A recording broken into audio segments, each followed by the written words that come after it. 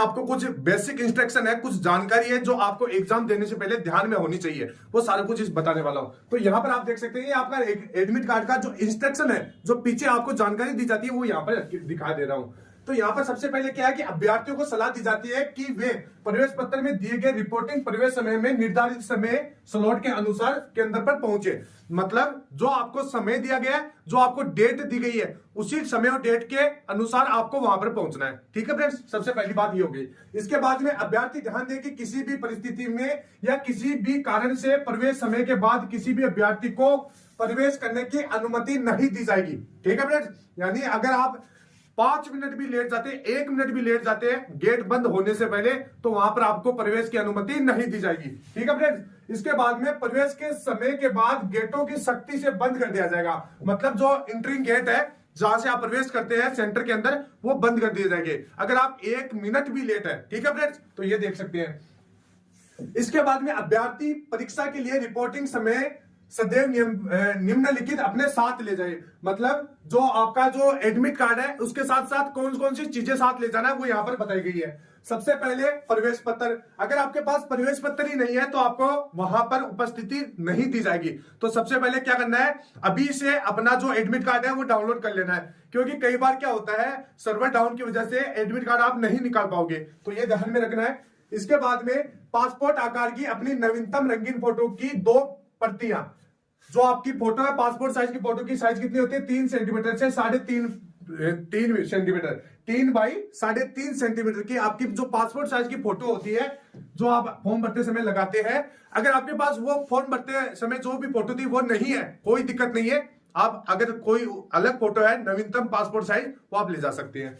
ठीक है फ्रेंड्स, इसके बाद में स्पष्ट फोटो वाला मूल रूप से कम एक फोटो युक्त वैध पहचान पत्र, एक आपको पहचान पत्र ले जाना है जिसके अंदर आपकी फोटो लगी हो, जिसके अंदर आपकी डेट ऑफ बर्थ लिखी हो, जिसके अंदर आपका नाम लिखा हो, फादर्स नेम लिखा हो, इस प्रकार की आपको एक आईडी वहां पर ले जाना है।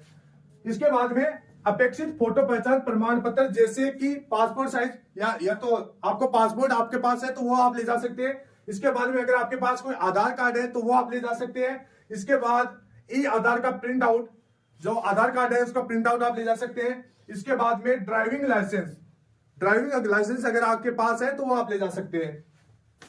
इसके बाद में केंद्रीय सरकार, राज्य सरकार, सार्वजनिक क्षेत्र के उपक्रम द्वारा कर्मचारियों को जारी किया गया सेवा पहचान पत्र, इस प्रकार का कोई भी आपके पास आईडी प्रूफ है जो आप अपने समाज में आसपास में आपके पास है, जो केंद्रीय सरकार और राज्य सरकार के द्वारा प्रमाणित है, तो वो आप ले जा सकते हैं। इसके बाद में विश्वविद्यालय स्कूल द्वारा जारी किया गया कॉलेज पहचान पत्र, वो है तो आप वो ले जा सकते हैं। इसके बाद में मतदाता पहचान पत्र, अगर आपके पास वोटिंग कार्ड है वो आप ले जा सकते हैं। पैन कार्ड है तो पैन कार्ड ले जा सकते हैं।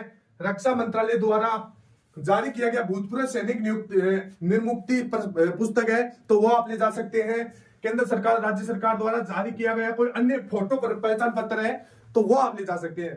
जो भी मैंने इतनी आईडी आपको बताई है, इनमें से आपके पास अगर कोई भी एक आईडी है जिसके अंदर आपका फोटो, आपका नाम, आपका फादर्स नेम, आपके डेट ऑफ बर्थ अच्छी तरह से मेंशन किया गया है, वही आपके अच्छी तरह से दिखाया गया है, वो आपको ले जा सकते हैं। एक चीज आपको मैं बता देता हूं, यहां पर जैसे आपका जो नाम आपने फॉर्म भरते समय लगाया था और जो एडमिट कार्ड के अंदर आपका नाम या आपकी जो भी डिटेल है जो आप आईडी ले जाते हैं, जैसे Aadhaar card, PAN card, same detail उन्हीं आईडी कार्ड में होनी चाहिए, तभी आपको वहां पर प्रवेश की अनुमति दी जाएगी। ठीक है फ्रेंड्स, आगे देखते हैं।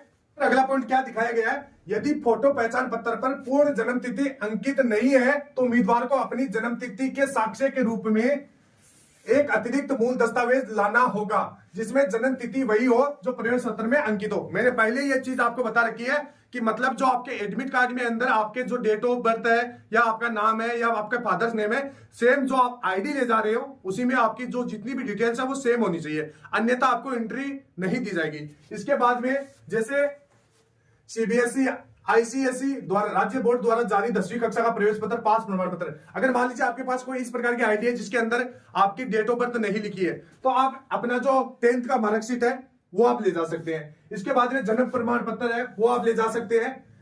तो ये सारी चीजें इसके अंदर बताई गई। यदि प्रवेश प्रमाण पत्र में उल्लेखित जन्म तिथि और जन्म तिथि के समर्थन में लाए गए फोटो पहचान पत्र प्रमाण पत्र मेल नहीं खाते तो अभ्यर्थी को परीक्षा में बैठने की अनुमति नहीं दी जाएगी। मैंने पहले आपको क्लियर कर दिया है, अगर आपकी जो मैच नहीं हो रही है आईडी से सारी भी जितनी भी जानकारी है तो आपको प्रवेश नहीं दिया जाएगा। इसके बाद में परीक्षा अधिकारियों को अनुमति के बिना किसी भी अभ्यर्थी को किसी भी कारण से परीक्षा समाप्त होने के समय से पहले परीक्षा लेब को छोड़ने की अनुमति नहीं दी जाएगी। ऐसा नहीं है कि आपने जैसे पेपर कर लिया तो आप ऐसे बोल रहे कि मैं आधे घंटे पहले से अपना या 20 मिनट पहले या 10 मिनट पहले मैं एग्जाम सेंटर छोड़ना चाहता हूं, ऐसा बिल्कुल भी नहीं होगा। मतलब जो आपका तय समय है, जैसे 1 घंटे का एग्जाम है, 1 घंटे के अंदर आपको एग्जाम नहीं आपको एग्जाम कंप्लीट करना होगा। अगर आप मान लीजिए पहले कर लेते हैं 10 मिनट पहले और आप जाना चाहते हैं तो आपको जाने की अनुमति नहीं दी जाएगी। या फिर जैसे आपने 1 घंटे के अंदर पेपर नहीं कर पा रहे और आप कह रहे कि मेरे को और समय चाहिए, तो वैसे भी आपका वो कंप्यूटर अपने आप क्लोज हो जाएगा। ठीक है फ्रेंड्स। इसके बाद में यदि अभ्यर्थी परीक्षा अधिकारियों की अनुमति के बिना लेब छोड़ देता है तो उससे परीक्षा लेब में फिर से प्रवेश करने की अनुमति नहीं दी जाएगी। मान लीजिए आपके वहां पर जो भी आपके एग्जाम सेंटर के अंदर कोई भी वहां पर कोई आदमी रहता है या जो टीचर बोल सकते हैं आप, अगर कोई रहता है आप उसके चोरी छुपके आप वहां से निकल जाते हैं, फिर वापस अंदर बाहर से अंदर आते हैं तो भी आपको अनुमति नहीं दी जाएगी। ठीक है फ्रेंड्स। तो यह गलती आपको नहीं करना है और उसके अभ्यर्थिता भी रद्द कर दी जाएगी। इसके बाद में आगे जो पॉइंट मैं आपको बता देता हूं, अभ्यर्थियों को प्रवेश प्रमाण पत्र में निर्दिष्ट स्थल पर ही प्रवेश में परीक्षा में बैठने की अनुमति होगी। मतलब जो आपका रोल नंबर है जिस टेबल के ऊपर लिखा हुआ है उसी के ऊपर आपको बैठना है। इसके बाद में अभ्यर्थियों को सलाह दी जाती है कि वे कम से कम 1 दिन पहले परीक्षा स्थल पर जाए ताकि वे परीक्षा की तारीख को समय पर परीक्षा स्थल पर पहुंच सके। यानी बहुत सारे कैंडिडेट क्या गलती करते हैं, जैसे कल एग्जाम है तो कल ही जाते हैं। ऐसा नहीं करना है क्योंकि आप समय पर नहीं पहुंच पाओगे। तो 1 दिन पहले जाना है, कमरा लेना है, अच्छी तरह से आपकी व्यवस्था बना लेना है। तो यह सुनिश्चित कर लेना चाहिए कि वे 1 से अधिक बार परीक्षा में उपस्थित न हो, अन्यथा ऐसे अभ्यर्थियों की अभ्यर्थिता रद्द कर दी जाएगी और उनके खिलाफ उचित कार्रवाई की जाएगी। बहुत सारे कैंडिडेट क्या करते हैं, अपना एग्जाम तो दे देते हैं, दूसरे कैंडिडेट का एग्जाम भी देने चले जाते हैं। तो ऐसी गलती नहीं करना है। परीक्षा लेब में निश्चित वस्तुएं जैसे घड़ी, किताब, पेन, पेपर, चित्र पत्रिकाएं, इलेक्ट्रॉनिक गैजेट्स वगैरह जितनी भी सामग्री है वो आपको नहीं ले जाना है। इसके बाद में अभ्यर्थियों को नोज पिन, कंगन, झुमके, चाम्स, कवड़ा आदि जैसी वस्तुएं से बचना है, वहां पर पहन के नहीं जाना है क्योंकि अनुमति नहीं दी जाएगी। इसके बाद में है कि अभ्यर्थियों को सलाह दी जाती है कि परीक्षा स्थल में बैग की निश्चित वस्तुएं न लाए। ये यदि वे किसी कोई भी वस्तु लाते हैं तो उन्हें ऐसी वस्तुओं से सुरक्षा के लिए स्वयं व्यवस्था करनी होगी। मतलब जैसे आप अपना सामान लेके जाते हैं तो वो आपको अपनी जिम्मेदारी खुद मतलब सामान की देखरेख आपको स्वयं को करना पड़ेगा। वहां पर कोई सेंटर वाला आपकी मतलब देखभाल करने वाला नहीं रहेगा। इसके बाद में रफ कार्य के लिए पेन और पेपर परीक्षा लेब में दिए जाएंगे, आपको अलग से पेन पेपर नहीं लेके जाना है। इसके बाद में देखें तो सभी परीक्षा लेब्स वीडियो निगरानी के अधीन है। मतलब अगर आप नकल करने की भी कोशिश करते हैं, इधर उधर झांकने की कोशिश करते हैं तो वहां कैमरे वगैरह लगे रहते हैं। तो इस चीज का आपको ध्यान में रखना है, ऐसी चीजें आपको नहीं करना है। और अभ्यर्थियों को दी गई कंप्यूटर स्क्रीन पर इलेक्ट्रॉनिक घड़ी, टाइमर उपलब्ध रहेगी। मतलब अगर आप घड़ी देखना चाहते हैं तो वहां पर आपके जो कंप्यूटर स्क्रीन है उसके ऊपर आपकी जो घड़ी है वो लगी रहेगी, मतलब आपको टाइम का पता रहेगा। इसके बाद में अभ्यर्थी सुनिश्चित कर ले कि वे किसी भी अनुसूचित साधन का प्रयोग न करे। परीक्षा शुरू होने पर उसकी पूरी अवधि के दौरान एक दूसरे से बात नहीं करे। तो ये चीज मैंने पहले ही बता दी है। इसके बाद में अभ्यर्थियों को हस्त संचालित मेटल डिटेक्टर के जरिए संपर्क रही तलाशी के प्रक्रिया में से गुजरना होगा।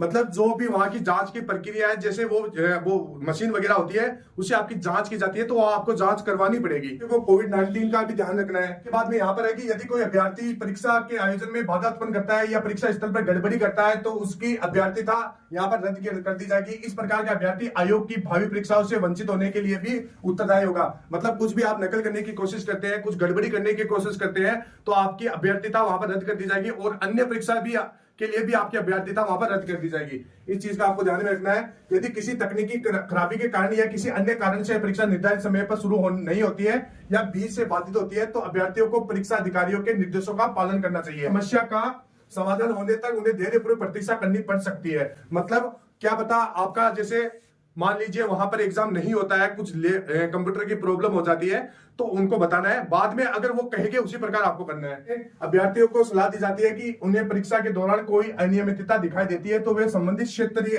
कार्यालय आयोग को उसकी सूचना दे।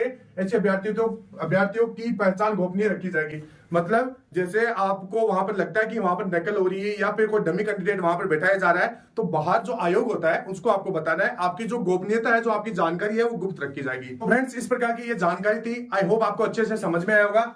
तो अगर वीडियो जरा सा भी आपको अच्छा लगा तो वीडियो को लाइक कीजिए, चैनल को सब्सक्राइब कर दीजिए। मिलते हैं फिर नेक्स्ट वीडियो में, तब तक के लिए जय हिंद, जय भारत, वंदे मातरम।